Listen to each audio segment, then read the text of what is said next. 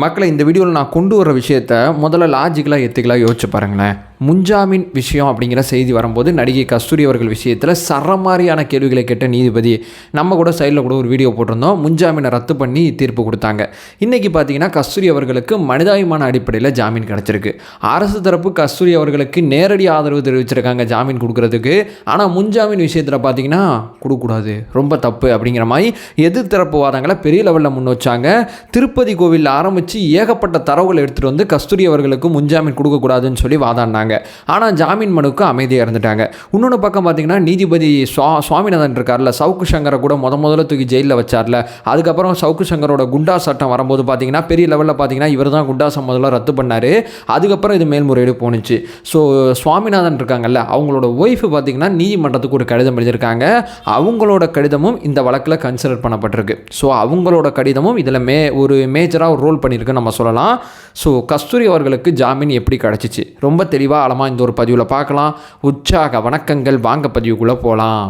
முதல் விஷயம் மக்களே, கஸ்தூரி அவர்கள் தலைமறைவு அப்படிங்கிற செய்தி வரும்போது நான் தலைமறைவெலாம் இல்லைங்க, நான் ஹைதராபாத்தில் ஷூட்டிங்கில் இருக்கேன்னு சொல்லி ஒரு வீடியோ போட்டாங்க. அதுக்கப்புறம் பார்த்தீங்கன்னா தமிழ்நாடு போலீஸ் தரப்புலேருந்து பெரிய லெவலில் ஒரு போலீஸ் படை போய் கஸ்தூரி அவர்களை கைது பண்ணி பெரிய லெவலில் இங்கே கொண்டு வந்து சேர்த்தாங்க. அப்போ கூட நம்மளோட எதிர்க்கட்சி தலைவர்கள்லாம் என்ன சொன்னாங்க, ஏன் ஒரு தீவிரவாதி நடத்துகிற மாதிரி நடத்துகிறீங்க, ஒரு ஸ்டேட்மெண்ட் பேசிட்டாங்க, அந்த ஸ்டேட்மெண்ட் தவறானதா சரியானதாங்கிறதுல மெஜாரிட்டியாக தவறுங்கிற மாதிரி தான் தோணுது, அது ஏன் இவ்வளோ பெரிய போலீஸ் ஃபோர்ஸை எடுத்துகிட்டு போய் ஏன் பயமுறுத்துறீங்க, ஏன் ஒரு தீவிரவாதி கூட இப்படி பிடிக்க மாட்டீங்கன்னு சொல்லி அவதூறு வழக்கிலேயே இவ்வளவு மெனக்கிடுறீங்க அப்படிங்கிற சில விஷயங்களை கேட்டிருந்தாங்க எதிர்க்கட்சிகள். ரெண்டாவது பார்த்தீங்கன்னா கஸ்தூரி அவர்கள் கைது செய்யப்படுறாங்க. கைது செய்யப்பட்ட பிறகு பார்த்தீங்கன்னா நீதிமன்றத்தில் ஆஜர் செய்யப்படுறாங்க. நீதிமன்றத்தில் பார்த்தீங்கன்னா கஸ்தூரி அவர்களுக்கு முன் ஜாமீன் கிடைக்காதனால கைது செய்யப்பட்டாங்க. ஒருவேளை முன்ஜாமீன் கிடைச்சிருந்தா கஸ்தூரி அவர்கள் கைது செய்யப்பட்டிருக்க மாட்டாங்க.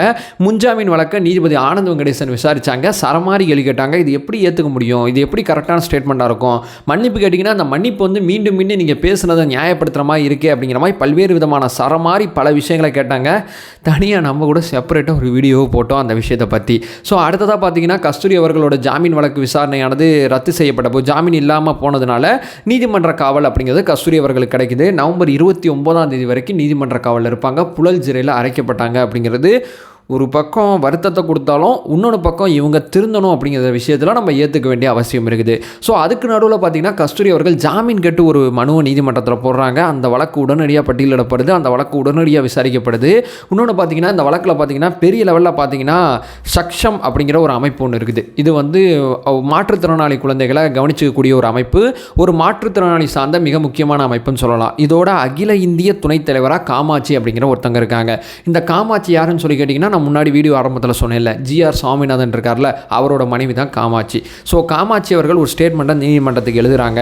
சார், நான் இந்த விஷயத்தை கேட்குறது ரொம்ப தவறானதுங்கிறது எனக்கு தெரியும். நான் ஒரு குற்ற வழக்காக இருந்தால், குத்திட்டாங்க கொலை பண்ணிட்டாங்க அப்படிப்பட்ட வழக்காக இருந்தால் நான் நிச்சயமாக கேட்டிருக்க மாட்டேன். இது குற்ற வழக்கு கிடையாது, இது ஒரு அவதூறு வழக்கு தான். ஸோ கஸ்தூரி அவர்களுக்கு ஆண்ட்ரசம் பாதிக்கப்பட்ட ஒரு 12 வயசு பையன் ஒருத்தன் இருக்காப்புல.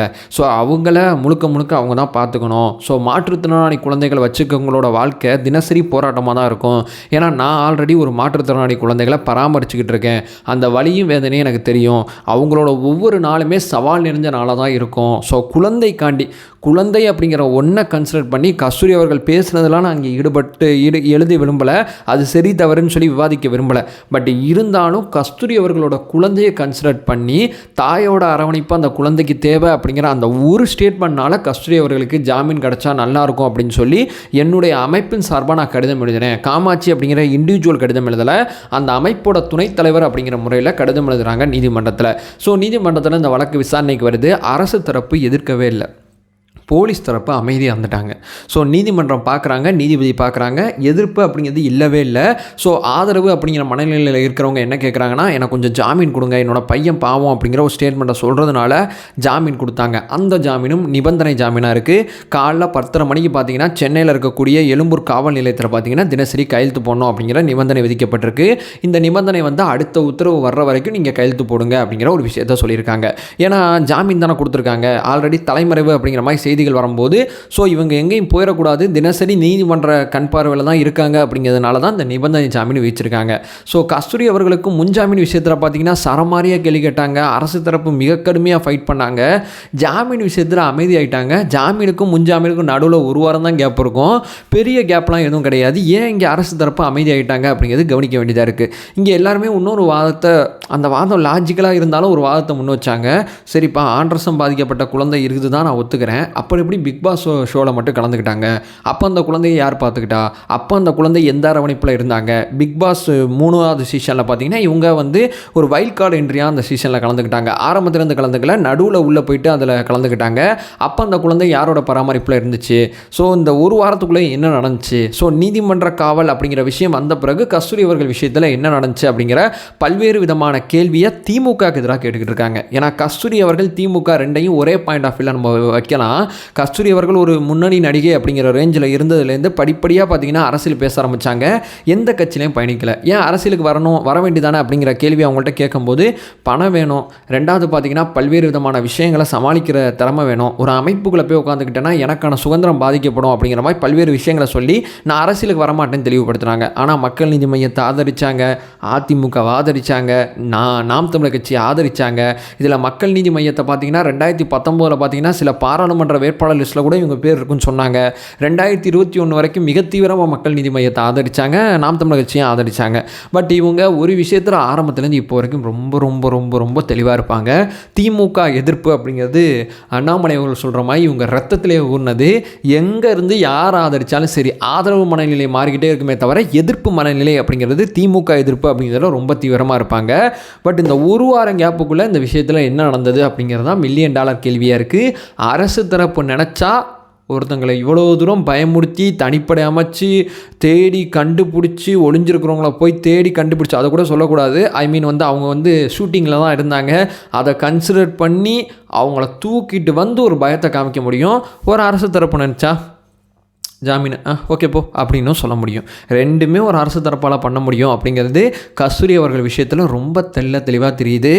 ஸோ இனிமேல் கஸ்தூரி அவர்களோட நடவடிக்கையை நம்ம கவனித்து பார்ப்போம். அந்த நடவடிக்கை மூலயமா இந்த முன்ஜாமீன் விஷயத்தில் என்ன ஒரு பேசிக்கான விஷயம் நடந்திருக்கு அப்படிங்கிற ஒரு அண்டர்ஸ்டாண்ட் வரும். ஸோ என்னப்பா, ஆண்ட்ரஸம் பாதிக்கப்பட்ட குழந்தை வச்சுக்கிற பொண்ணுக்கு ஜாமீன் கொடுக்குறது போய் இவ்வளோ விமர்சித்து வீடியோ போடுறியா அப்படின்னு சொல்லி கேட்டிங்கன்னா அதில் எனக்கு மாற்று கருத்து இல்லை. அதில் எனக்கு அதை விமர்சிக்கிற தகுதியும் கூட எனக்கு கிடையாது. அதுக்குள்ளே நான் போகவே விரும்பலை. நான் இங்கே என்ன சொல்ல வரேன்னா, முன்ஜாமீனில் ஆண்ட்ரஸம் பாதிக்கப்பட்ட குழந்தை கண்ணுக்கு தெரியலையா அப்படிங்கிறது தான் என்னோட கேள்வியாக இருக்குது. அதுக்கப்புறம் பார்த்திங்கன்னா அவங்களும் வாதத்தை வைக்கலை, இவங்களும் வாதத்தை வைக்கலை. பட் ஜாமீனில் மட்டும் அந்த குழந்தையை கன்சிடர் பண்ணப்படுறது அப்படிங்கிறது தான் இங்கே $1 மில்லியன் கேள்வியாக இருக்குது.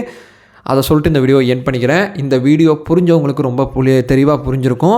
புரியாதவங்க இந்த வீடியோவை ரிப்பீட்டராக ஒரு தடவை பாருங்கள். ஏன்னா நேரடியாக சில விஷயங்களை நம்மளால் சொல்ல முடியாது. ஏன்னா இது அப்படியே நான் சொல்கிற வார்த்தையை அப்படியே மாற்றி விட்ருவாங்க. அதனால் நேரடியாக சில விஷயங்களை சொல்ல முடியாது. சூச்சகமாக சில விஷயத்தை இந்த வீடியோவில் சொல்லியிருக்கேன். அதை சொல்லிட்டு இந்த வீடியோவை எண்ட் பண்ணிக்கிறேன். நம்ம சேனலை ஃபர்தராக ஃபாலோ பண்ணிங்கன்னா பொலிட்டிக்கல் ரீதியாக பல்வேறு விஷயங்களை பற்றி நம்ம பேசிக்கிட்டு இருக்கோம். நம்மளோட ஒரே விஷயம், அறியாமை அகற்ற வேண்டும், அறியாமை அகற்றப்பட வேண்டும். Thank you so much.